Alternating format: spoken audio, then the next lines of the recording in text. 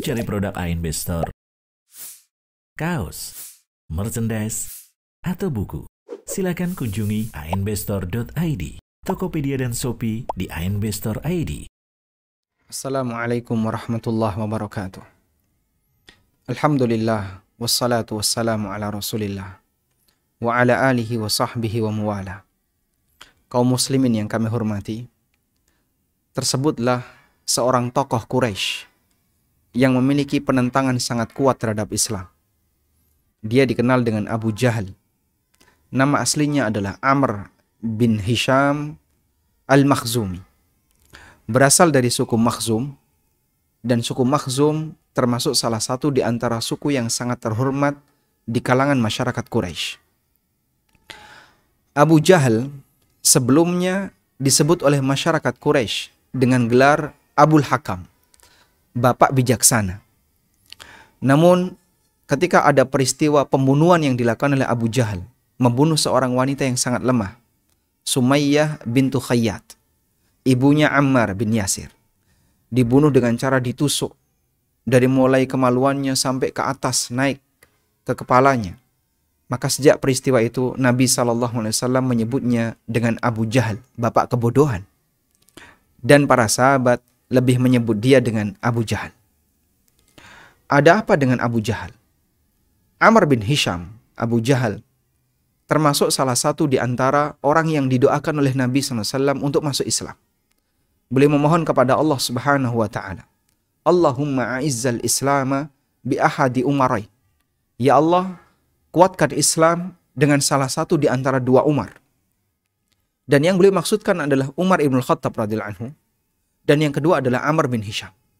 Karena dua manusia ini memiliki posisi di samping fisiknya yang kuat, kecerdasannya yang diakui oleh masyarakat, punya status sosial, demikian pula mereka adalah orang yang punya kekayaan, sehingga pengaruhnya terhadap masyarakat ketika mereka masuk Islam sangat besar.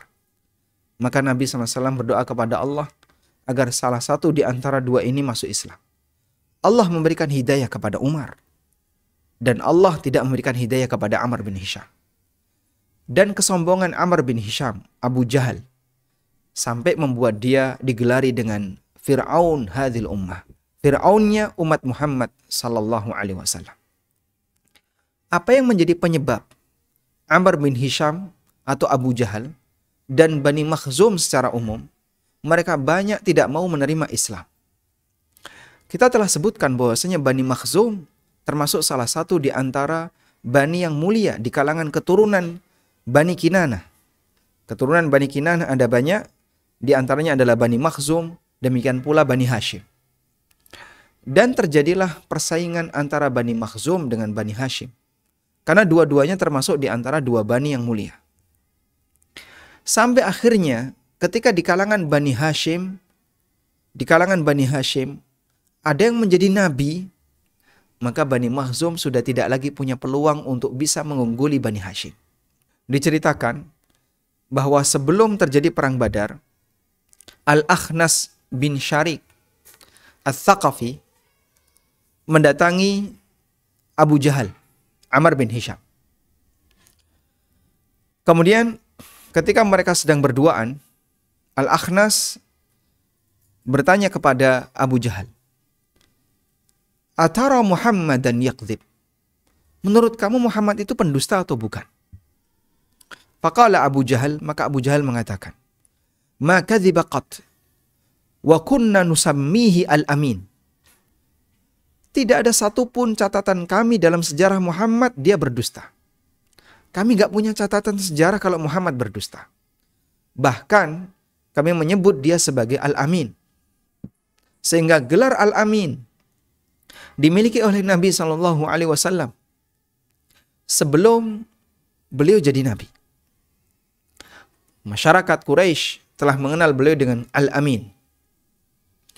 Kemudian Abu Jahal menyebutkan latar belakang kenapa dia tidak mau beriman. Demikian pula Bani Makhzum yang lain. Dan di antara Bani Makhzum yang lain yang memiliki penolakan yang sangat keras kepada Nabi SAW selain Amr bin Hisham ibnul Mughirah adalah Al-Walid ibnul Mughirah, pamannya Abu Jahal. yang disebutkan oleh Allah Ta'ala di surat Al-Muddathir. Dzarni wa man khalaqtu wahida wa mahattu lahu tamhida. Yang dimaksud di sini adalah Al-Walid ibn Al-Mughirah, ayahnya Khalid bin Walid. Dan Al-Walid bin Mughirah diancam oleh Allah Subhanahu wa taala. Faqutila kaifa qaddar, thumma qutila kaifa qaddar. Terlaknat dia. Kenapa dia berusaha untuk menyudutkan Islam, membuat konspirasi untuk menyudutkan Islam. Insyaallah akan kita bahas tentang sosok Al-Walid ibn Al-Mughirah ini. Kembali kepada Amr bin Hisham. Abu Jahal atau Amr bin Hisham, dia tidak mau masuk Islam dan dia menjelaskan apa sebabnya. Setelah dia menyampaikan bahwa kami dulu menyebut Muhammad sebagai Al-Amin. Walakin idza kana fi Bani Hashim as-siqayah wal-rifadah wal-musyawwarah thumma takunu fihim an-nubuwah. Tapi kalau di tengah Bani Hashim, mereka itu punya hak siqayah yang mengatur distribusi air di daerah Mekah. Kemudian mereka juga yang mengatur penerimaan tamu di daerah Mekah, yang menentukan forum musyawarah. Lalu ada kenabian di tengah Bani Hashim. Fa ayyu syai'in li Bani Makhzum. Terus Bani Makhzum punya jatah apa? Semuanya diborong oleh Bani Hashim. Semuanya diborong oleh Bani Hashim. Karena keirian seperti ini, hasad, dengki yang dimiliki oleh Bani Makhzum terhadap Bani Hashim, sehingga saat Nabi itu berasal dari Bani Hashim, hasad itu terbit, dominan, mendominasi mereka. Maka pertentangan mereka kepada Nabi Muhammad SAW dan Bani Hashim yang masuk Islam sangat kuat. Dua Bani ini bersaing. Subhanallah. Itulah pengaruh hasad yang muncul pada diri seorang hamba, sehingga menyebabkan dia tidak mau masuk Islam. Maka Allah Subhanahu wa taala juga sebutkan salah satu di antara penyebab orang Yahudi tidak mau masuk Islam karena hasad. Wadda katsirum min ahlil kitab law yaruddunakum min ba'di imanikum kuffaran hasadan min indi anfusihim. Banyak sekali di antara ahli kitab yang mereka menghendaki agar kalian balik jadi kafir, disebabkan karena hasad yang terbit dari batin mereka. Maka terkadang salah satu di antara tabir hidayah yang paling besar adalah hasad. Kebenaran diakui di hadapan matanya, diakui di hadapannya, dan dia nggak punya alasan untuk menolaknya. Namun dia tolak karena hasad. Cari-cari alasan bagaimana agar kajian ini dibubarkan, nggak jadi ada kajian, sebab jumlah jamaahnya lebih banyak dibandingkan kajian kelompoknya. Bisa jadi karena hasad orang terhalangi dari kebenaran. Maka berlindunglah kepada Allah Subhanahu wa taala dari kondisi semacam ini, jamaah. Memohon kepada Allah hidayah. Jangan sampai disebabkan karena hasad kita jadi menentang kebenaran, padahal kebenaran itu ada di hadapan kita dan kita tidak punya alasan untuk menolaknya selain hanya klaim tanpa bukti. Semoga Allah Subhanahu wa taala jadikan kita sebagai hamba-Nya yang istiqomah. Wallahu a'lam.